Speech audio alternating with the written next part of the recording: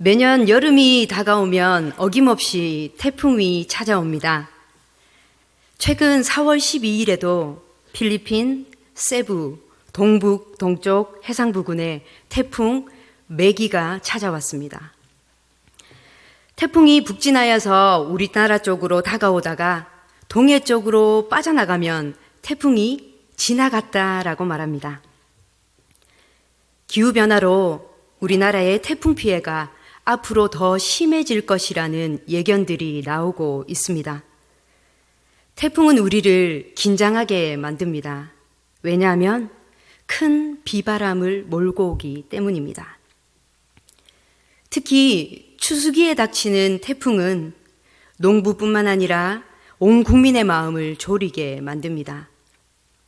그러나 태풍이 오지 않는 해는 바다 농사를 망치게 된다고 합니다. 태풍은 큰 노를 일으켜서 바닷속까지 산소를 공급하여서 풍어를 가져오기 때문입니다. 욥기 28장 26절은 우리에게 이렇게 말씀합니다. 비 내리는 법칙을 정하시고 비구름의 길과 우레의 법칙을 만드셨음이라. 아멘. 누가요? 하나님께서. 우리 인생에서 만나게 되는 세찬 비바람 뒤에는 하나님의 잔잔한 은총이 숨어 있습니다.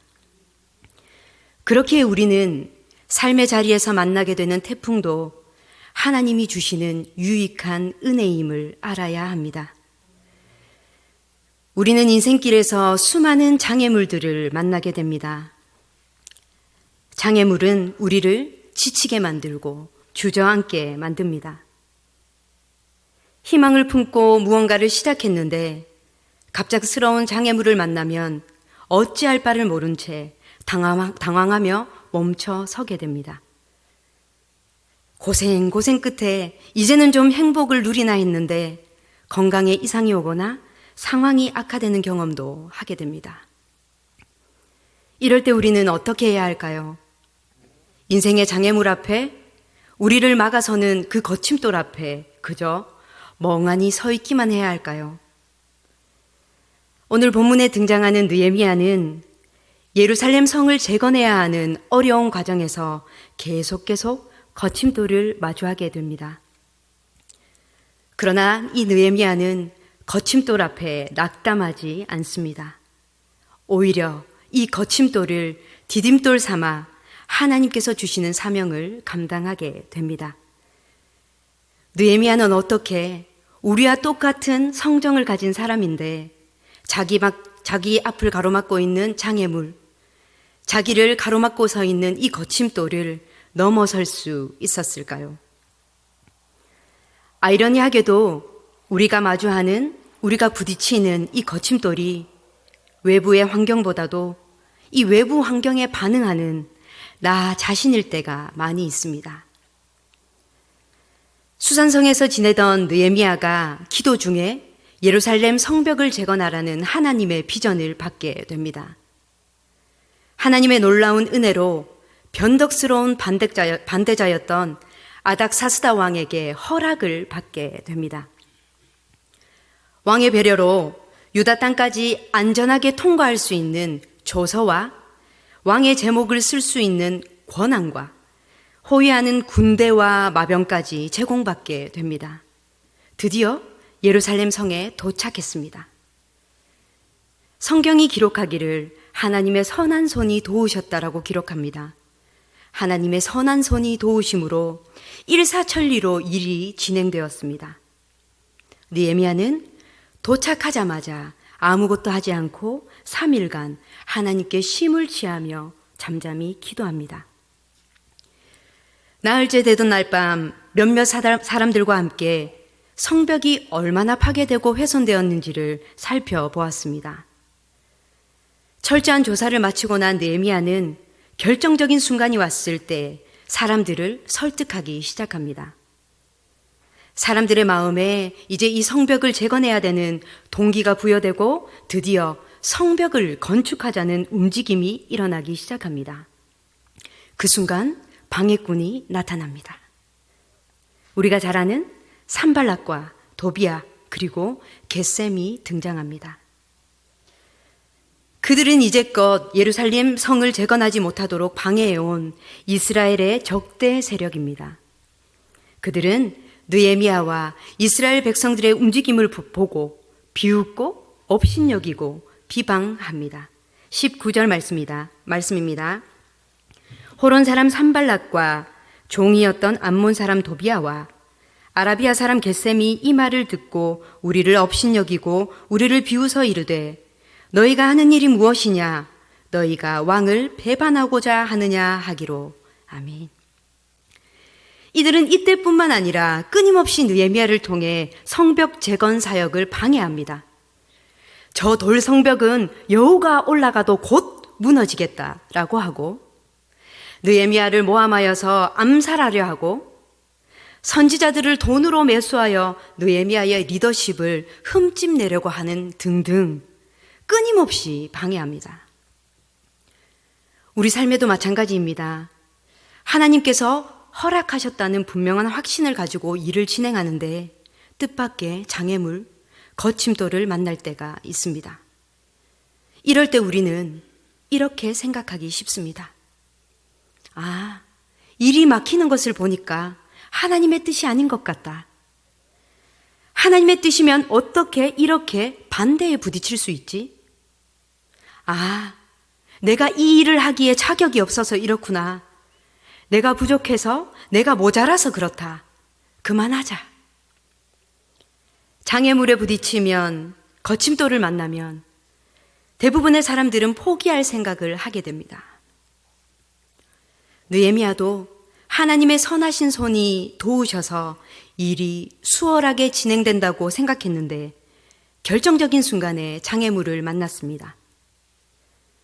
산발락과 도비아와 겟셈이 나타났을 때 느헤미야가 인간적인 생각으로 일을 중단했다면 어떻게 되었을까요? 새로운 역사를 만들지도 못했고 쇠락한 이스라엘이 하나님 앞에 새롭게 서는 일도 없었을 것입니다. 사랑하는 성도님들, 하나님께서 기뻐하시는 일이라고 믿고 일을 시작했는데 계속해서 어려움에 봉착할 때가 분명히 있습니다. 그러다 보면 자책할 때가 있습니다. 그러나 그때 우리는 생각해야 합니다. 하나님께서 왜 이런 어려움을 허락하셨을까? 어려움을 주신 하나님의 뜻은 무엇일까? 하나님은 우리가 믿음으로 나아가는 이 길에 장애물이 있고 어려움이 있을지라도 여전히 하나님을 신뢰하기를 원하십니다. 때로는 하나님께서 우리에게 어려움을 주시는 이유가 모든 일이 순탄하게 진행되면 나의 노력과 나의 능력 때문인 줄 알고 교만해지는 것을 막기 위한 하나님의 사랑의 배려일 수도 있습니다. 느헤미야는 예루살렘 성은 허물어지고 성문은 불탔다라는 이 소식을 듣고 슬퍼하며 넉 달 동안이나 엎드려서 하나님께 기도했습니다. 저 난공불락의 요새와 같은 아닥사스다 왕의 마음을 누가 바꿀까? 하나님, 왕의 마음을 바꾸어 주십시오. 느헤미야의 이 간절한 기도에 하나님께서 응답하셨을 뿐만 아니라 왕의 조서를 주어서 가는 길이 순탄하도록 하셨습니다. 하나님께서는 거침돌이라고만 생각했던 아닥사스다 왕의 마음을 하나님의 살아계심을 증거하는 디딤돌로 바꾸신 것입니다.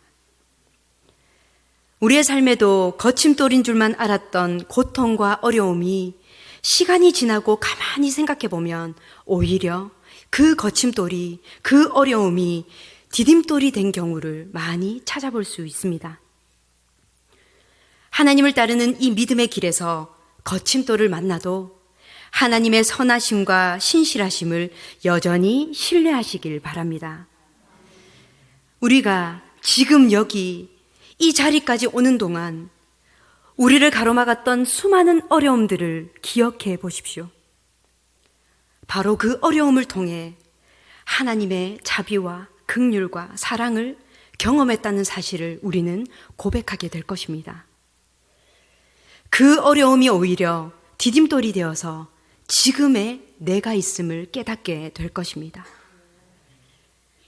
나를 늪으로 빨아들이는 듯하던 그 눈앞의 거침돌을 딛고 앞으로 나아갈 때에 어느새 그 거침돌이 든든한 디딤돌이 되어서 나를 세워주고 있음을 알게 됩니다. 어떤 상황에서도 하나님의 선하심과 신실하심을 여전히 신뢰하는 우리 모두가 되시길 간절히 소망합니다. 예루살렘 성벽을 재건하려는 느헤미야에게 또 다른 거침돌이 있었습니다. 그것은 바로 이스라엘 백성들에게 있던 패배의식이었습니다. 몇십 년 전에도 성을 건축하려 했으나 안 되었다라는 겁니다. 과거에 실패한 경험이 마음속에 패배의식으로 남아 있었던 것입니다. 예루살렘 성벽만 무너진 것이 아니라 이스라엘 공동체의 마음이 분열되고 무너져 있었던 것입니다. 실패를 경험한 사람의 특징은 실패한 일을 주야로 묵상합니다. 또 실패할까봐 노심초사한다는 사실입니다. 실패에 대한 두려움은 사람을 그리고 공동체를 무기력하게 만듭니다. 전에 해봤는데 안 된다. 그러니까 이번에도 안 될 것이다. 이건 불가능하다. 우리 안에도 이러한 패배의식이 있지 않으십니까? 느헤미야는 패배의식에 사로잡혀 있는 이스라엘 백성들을 다시금 일으켜 세웁니다. 17절, 18절 말씀입니다. 후에 그들에게 이르기를 우리가 당한 공경은 너희도 보고 있는 바라. 예루살렘이 황폐하고 성문이 불탔으니 자 예루살렘 성을 건축하여 다시 수치를 당하지 말자 하고 또 그들에게 하나님의 선한 손이 나를 도우신 일과 왕이 내게 이른 말씀을 전하였더니 그들의 말이 일어나 건축하자 하고 모두 힘을 내어 이 선한 일을 하려 하매. 아멘. 느헤미야는 성벽을 재건하는 이 일이 하나님께서 명하신 일이며 지금까지 하나님의 선하신 손이 도우시며 함께 하셨음을 백성들에게 그대로 전하였습니다. 고난과 어려움보다 더 힘든 것은 패배감, 혼자라는 생각, 고독입니다. 패배감과 외로움을 느끼며 일어날 힘을 잃어버린 것입니다. 낙담하고 주저앉게 된 것입니다. 400년 동안 하나님께서 아무런 말씀도 하지 않으시던 암흑기를 겪던 이스라엘 백성들에게 하나님께서는 가브리엘 천사를 통해서 마리아의 남편 요셉의 꿈에 나타나셨습니다. 그리고는 가장 기쁜 소식을 전하였습니다. 마태복음 1장 23절 말씀입니다. 보라, 처녀가 잉태하여 아들을 낳을 것이요 그 이름을 임마누엘이라 하리라. 이를 번역한즉 하나님이 우리와 함께 계시다 함이라. 아멘. 하나님이 우리와 함께 하신다는 이 놀라운 메시지는, 구원자 예수님이 우리와 함께 하신다는 이 사랑의 메시지는 오늘을 살아가는 우리에게도 동일하게 적용됩니다. 죽음을 향해 달려가던 무기력한 삶 속에 하나님께서 찾아오셨습니다. 그 하나님께서 예수님을 통해 어둠 가운데 있던, 사망 가운데 있던 우리의 삶을 빛으로 인도해 주셨습니다. 하나님은 선하심과 인자하심으로 세상 끝날까지 우리와 함께 하겠다 약속해 주셨습니다. 실패와 좌절, 외로움과 고독함으로 낙담하고 주저앉아 있는 우리와 하나님은 함께 하십니다. 말씀으로 내 심령을 두드리시고 내 삶을 변화시켜 나가길 원하십니다. 이 은혜를 경험할 때 우리는 다시 일어서게 됩니다. 느헤미야가 백성들에게 일깨워 준 것은 바로 우리는 혼자가 아니다. 선하신 하나님께서 우리와 함께 하신다라는 메시지입니다. 실패와 낙담의 자리, 외로움과 고독의 자리에 머물러 계십니까? 이런 우리와 함께 하시며 이런 우리를 다시금 일으켜 세워 새로운 역사를 일으키실 하나님을 기대하시기 바랍니다. 느헤미야는 이스라엘 백성들의 신분을 다시금 깨닫게 하십니다. 20절 말씀입니다. 내가 그들에게 대답하여 이르되 하늘의 하나님이 우리를 형통하게 하시리니 그의 종들인 우리가 일어나 건축하려니와 오직 너희에게는 예루살렘에서 아무 기업도 없고 권리도 없고 기억되는 바도 없다 하였느니라. 아멘. 사실 요 20절 말씀은요, 19절에 느헤미야와 하나님의 성벽을 건축하려던 그들을 향해서 비방하던 산발락과 도비아와 겟셈에게 하는 말입니다. 내가 그들에게 대답하여 말한다. 그들이 바로 산발락과 도비아와 겟셈이지 않습니까? 하늘의 하나님이 우리를 형통하게 하실 것이다. 그의 종들인 우리를 일어나 건축하게 할 것이다. 느헤미야는 침략당하고 짓밟혀 포로가 된 사람들에게, 제 목소리를 제대로 내지 못하는 절망한 사람들에게 이렇게 말하고 있는 것입니다. 여러분은 하나님의 종입니다. 하나님께서 하나님의 일을 위해서 여러분을 택하셨습니다. 그리고 이 자리에 세우셨습니다. 하나님의 선한 일을 감당할 사람은 바로 여러분입니다. 이스라엘 백성들은 느헤미야를 통해 성벽을 다시 쌓는 일이 하나님께서 맡기신 하나님의 일임을 깨닫게 하셨습니다. 그리고 자신들이 하나님의 자녀, 하나님의 종이라는 정체성을 갖게 되었습니다. 사랑하는 성도님들, 하나님은 우리 한 사람 한 사람을 통해 하나님의 역사하심을 드러내기 위해 우리를 가정에 파송하셨습니다. 하나님의 영광을 드러내도록 우리를 직장에, 사업체에 파송하셨습니다. 하나님은 우리가 하나님의 교회를 아름답게 세워나가도록 우리를 교회에 파송하셨습니다.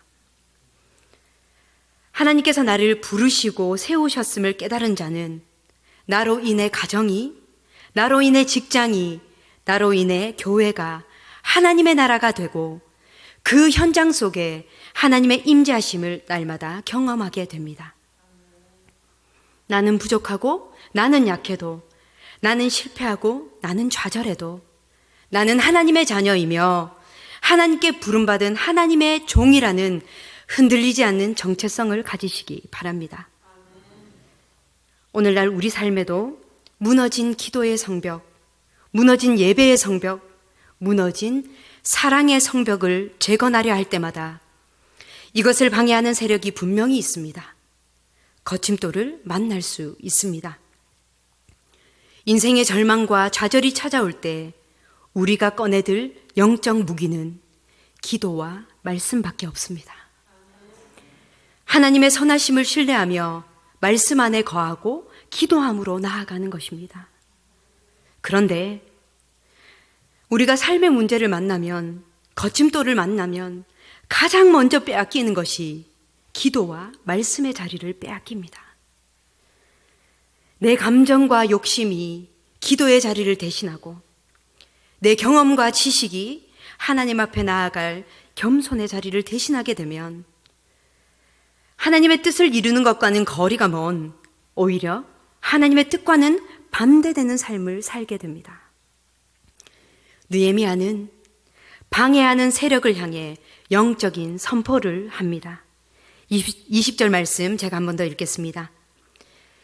내가 그들에게 대답하여 이르되 하늘의 하나님이 우리를 형통하게 하시리니 그의 종들인 우리가 일어나 건축하려니와 오직 너희에게는 예루살렘에서 아무 기업도 없고 권리도 없고 기억되는 바도 없다 하였느니라. 산발라사, 도비아야, 겟세마, 우리의 삶을 방해하는 세력들아 들어라. 예루살렘에서는 당신들이 차지할 몫이 없다. 주장할 권리도 없다. 기억할 만한 전통도 없다. 날마다 우리를 좌절하게 만드는 거침돌의 세력은 하나님이 주신 자녀의 권세를 결코 빼앗을 수 없습니다. 로마서 8장 38절에서 39절은 말씀합니다. 우리 다 함께 읽겠습니다. 시작. 내가 확신하노니 사망이나 생명이나 천사들이나 권세자들이나 현재일이나 장래일이나 능력이나 높음이나 깊음이나 다른 어떤 피조물이라도 우리를 우리 주 그리스도 예수 안에 있는 하나님의 사랑에서 끊을 수 없으리라. 아멘. 하나님께서 우리에게 주신 영적인 권세로 약속의 말씀을 확신하며 선포할 때 우리는 영적 전쟁에서 승리하는 삶을 살게 됩니다. 말씀을 정리하겠습니다. 사랑하는 성도님들, 믿음으로 걸어가는 우리의 인생길에도 어려움은 반드시 찾아옵니다. 거침돌을 만납니다. 우리는 그 어려움 앞에 좌절합니다. 그러나 지나고 보면 그 어려움이나 거침돌이 어려움을 딛고 일어서게 하는 디딤돌이 되었다는 것을 깨닫게 됩니다. 어려움의 순간에도 하나님은 여전히 선하심과 인자하심으로 우리와 함께 하시며 우리의 삶을 인도하고 계십니다. 하나님이 우리와 함께 하신다는 이 믿음의 고백은 우리 안에 참 기쁨과 평안을 안겨줍니다. 실패와 좌절 가운데 무너진 마음이 있다면 그대로 두지 마시고 내가 하나님의 자녀라는 사실, 하나님께서 세상 끝날까지 나와 함께 하신다는 이 약속을 다시금 가슴에 새기시기 바랍니다. 그와는 반대로 우리 심령에 반드시 무너뜨려야 할 것들이 있습니까? 나의 의로움, 교만, 나의 경험과 지식, 이러한 것들을 하나님 안에서 완전히 무너뜨려서 새롭게 지어져가는 은혜를 입으시기 바랍니다. 어떠한 상황 가운데서도 기도의 자리를 지키시고 예배의 자리를 지키시며 사랑의 성벽을 쌓아가는, 그리하여서 날마다 믿음으로 승리하는 우리 모두의 삶이 되시기를 간절히 소망합니다.